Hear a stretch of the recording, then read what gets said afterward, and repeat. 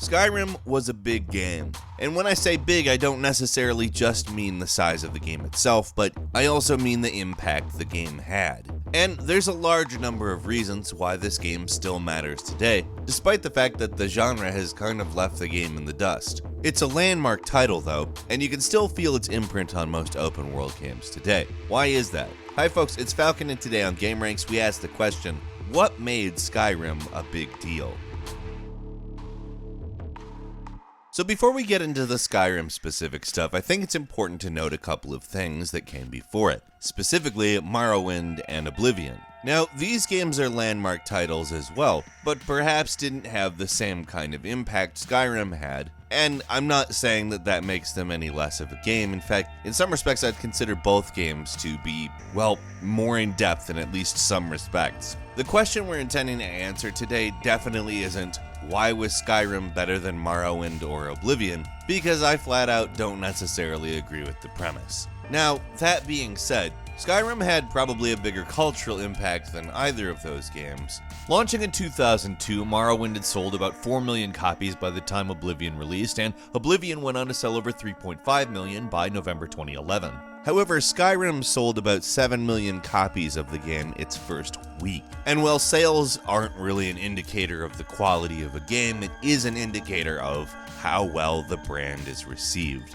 By the time Bethesda dropped Skyrim, it's very clear that people were interested in what they were doing. And understanding this historical progression of exactly how many people were interested in Skyrim is key in understanding why Skyrim is such a big deal. Regardless of anything about the game itself, it had two preceding titles that built a reputation that people were interested in. I often see this type of thing overlooked when we're talking about Skyrim. Skyrim is an amazing game. I actually love the hell out of it. But when people ask why is Skyrim such a big deal, or other adjacent questions, it often devolves into an argument about whether or not the previous games were better. I think acknowledging that the previous games play a massive part in why Skyrim was such a big deal does a lot in A, explaining it because I think it's a big reason, but B, reminding people that quality over a stretch of time is very noticeable.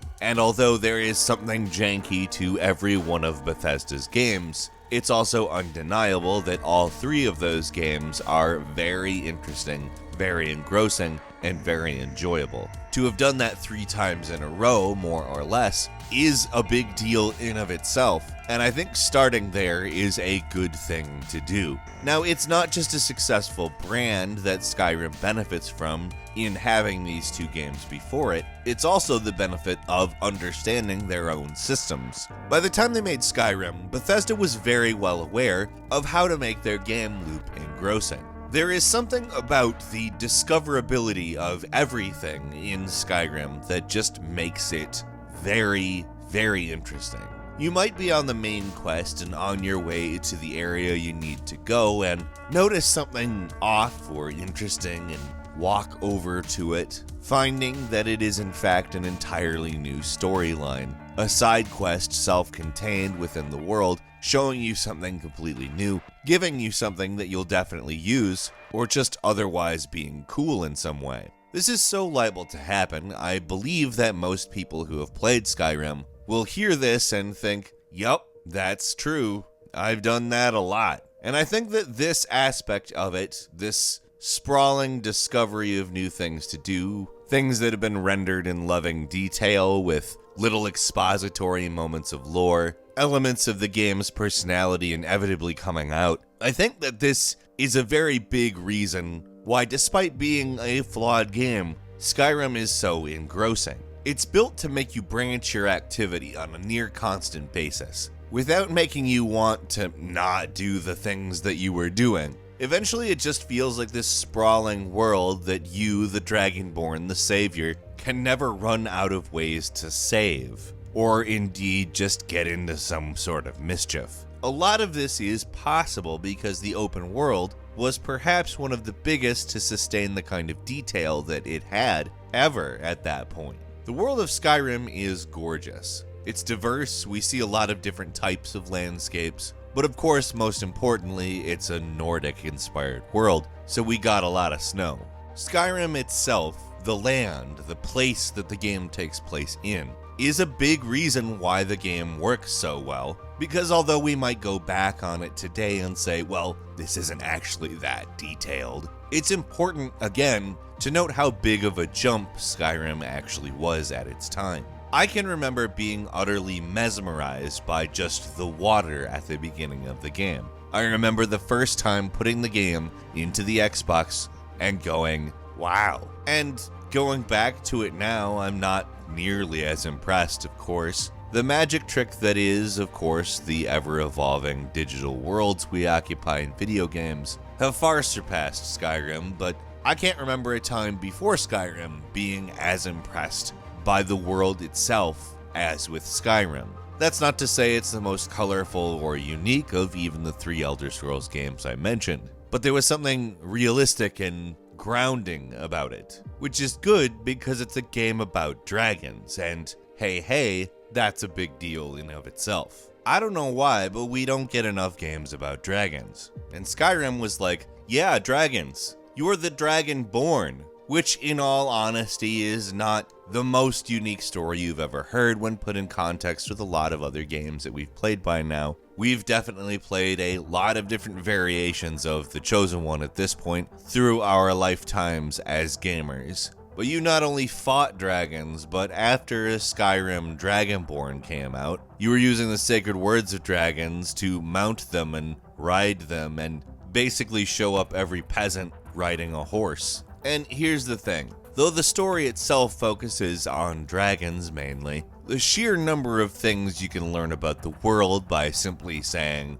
well, I'm gonna stop doing things I'm supposed to do and just look at stuff. It's impressive. This is a game that has so much information about its world everywhere. It has so many NPCs to talk to, many of which have something interesting to say, and I'll grant that some of them don't. Some of them are very boring people, but in that respect, it actually brings another element of realism that I think is kinda cool. But let's be completely serious here. Probably one of the biggest reasons Skyrim is so good is the fact that you can mod it to hell. The main game is very interesting, has a world that's beautiful, and builds on expectation and experience, but it's also a great platform for modders. Whether you're talking about graphical mods that make it beautiful or silly mods that add Thomas the Tank Engine to the game, almost nothing hasn't been done in Skyrim. Whether you want to travel to elsewhere or a number of other locations that are just not in the game, or want a big lute-playing bear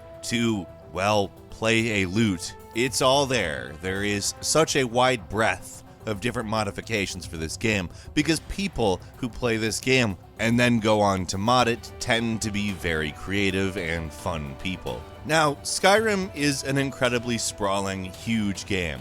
Massive. And in truth, this is not a title that we could go through and detail every single thing that made it a big deal. However, I think what we've talked about here, the idea that over the course of several games, they built a very good reputation, as well as building a game loop that just doesn't stop, and adding one of fantasy's most popular and interesting animals in the dragon, as well as just being a platform for a thriving and very fun modding community. These things just very obviously come together to create what's probably best to call just a pop culture touchstone. Maybe not necessarily the best Elder Scrolls game, but the Elder Scrolls game that was most equipped to reach the biggest number of people and give them exactly what they were expecting or hoping to play. Skyrim was the right game for the right time, and it's hard to play an open world game now without feeling some degree of Skyrim influence, even if that game's theme has literally nothing to do with anything that you'd consider adjacent to Skyrim. And in some cases, that's not necessarily a great thing. Some of the fetch quests that Skyrim made very acceptable as side quests still kinda haunt us in games today, but for the most part, Skyrim was a big step forward. What do you think? Why was Skyrim a big deal to you, or why wasn't it? leave us a comment, let us know what you think, and if you like this video, please click like. If you're not subscribed, now's a great time to do so. We upload brand new videos every day of the week, and the best way to see them first is, of course, a subscription. So click subscribe, and don't forget to click the notification bell. As always, we thank you very much for watching this video. I'm Falcon. You can follow me on Twitter at Falcon the Hero, and we'll see you next time right here on gameranx.